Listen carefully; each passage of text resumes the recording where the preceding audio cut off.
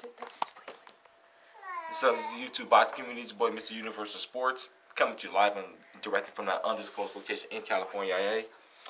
Before I get to work, and because I work the graveyard shift, I'm going to talk about this Andre Ward and Froch Super 6 final. First and foremost, I know that's my dog trying to get in the video. I'm sorry, folks. Congratulations to the new Super 6 champion, Andre Ward, and also the Ring Magazine champion.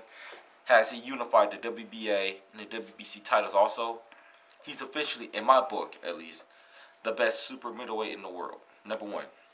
It was a classic battle. Britain versus the U.S. Taking it back to the Revolutionary War. Number one in the Ring Magazine, Andre Ward versus number two in Froch. And that's when I get to my thoughts about the fight. Here's the pre-fight measurables what I noticed about Froch, and this is what I'm going to get into throughout the fight and the reason why Ward won. Froch stands at 6'1", and he has a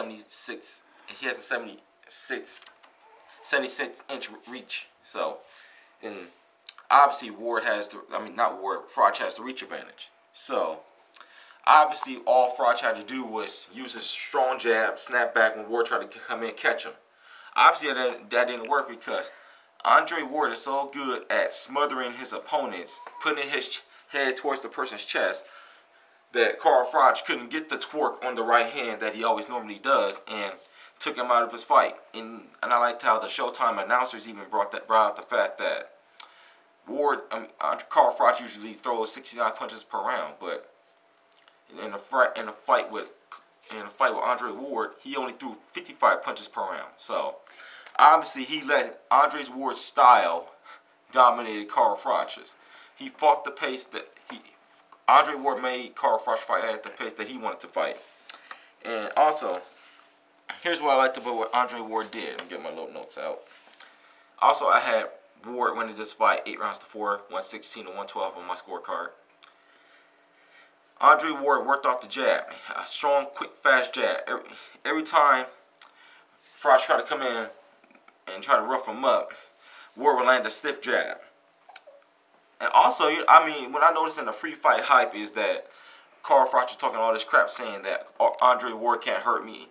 He hurt him with a pretty good hook in the second round that stunned him and pushed him back. And that's what I like about Andre Ward throughout the fight. He kept on pushing him back. And also, the hand speed was noticeable in Ward. It seems he kept on beating him to the punch. Even Andre Ward said at the end of the fight, I didn't know Froch was this slow.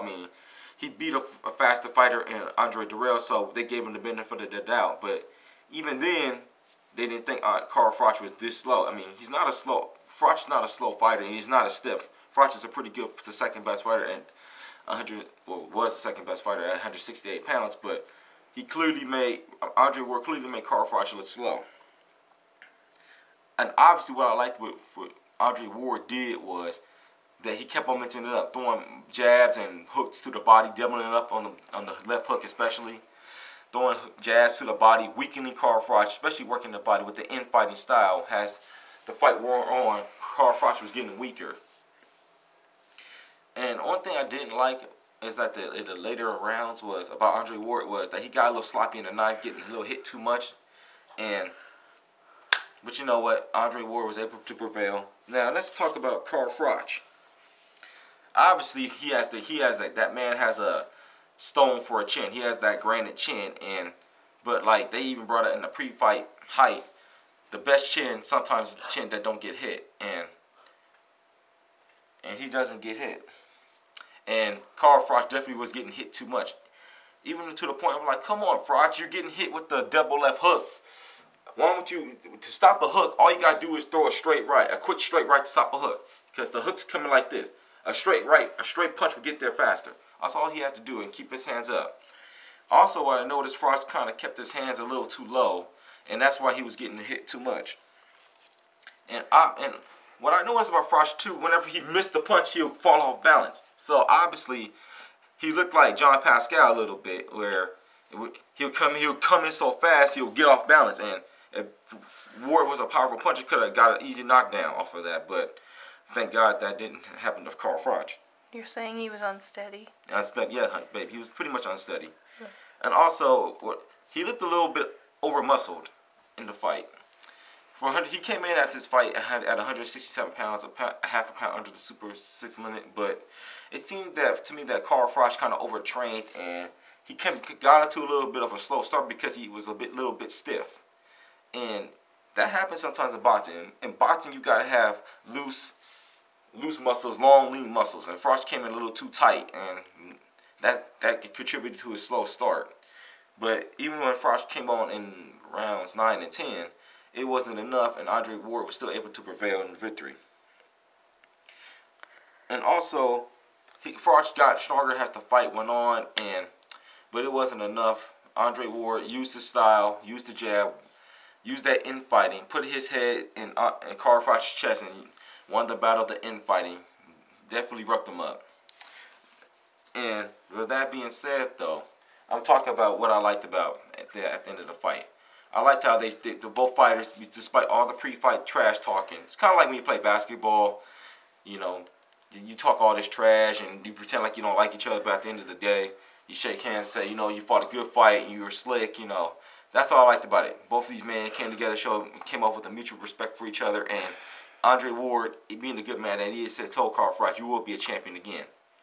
Now, what's next for Andre Ward? He's the best super middleweight in the world. He's the kingpin of that division. He picked who he wants to fight next, and I think after that 3 years of being in that Super 6 tournament, he deserves a well-rested break, and hopefully he will fight Lucien Boutte for all the belts. If he wins that fight, he'll fight Robert Sills of Robert. I can't even pronounce his name. He's from Germany. His record's 40-2 for the WBO belt, and once he gets all the belts, if he gets all the belts in 168, hopefully he can go to 175 and fight either Bernard Hopkins, if he doesn't retire by then, and Bad Chad Dawson and try to take over 175 pounds. But we're witnessing a great fighter in Andre Ward. I'm glad that he won. I predicted it on my Facebook page and on Brandon Merriweather. If you follow me on Facebook, I predicted him winning the unanimous decision. So I'm happy for Andre Ward. So what's next for Carl Froch? Obviously, I want him to get a rematch with Mikkel Kessler. That would be pretty good. And also, I think they have a gentleman agreement. He has a gentleman agreement with John Pascal for a rematch. So I'd like to see that rematch too. Once he gets done, Pascal gets done with this. With this business with Carl Froch. But anyway, this is Mr. Universal Sports, and I got to go to work. I work the graveyard shift, and I'm out. Peace.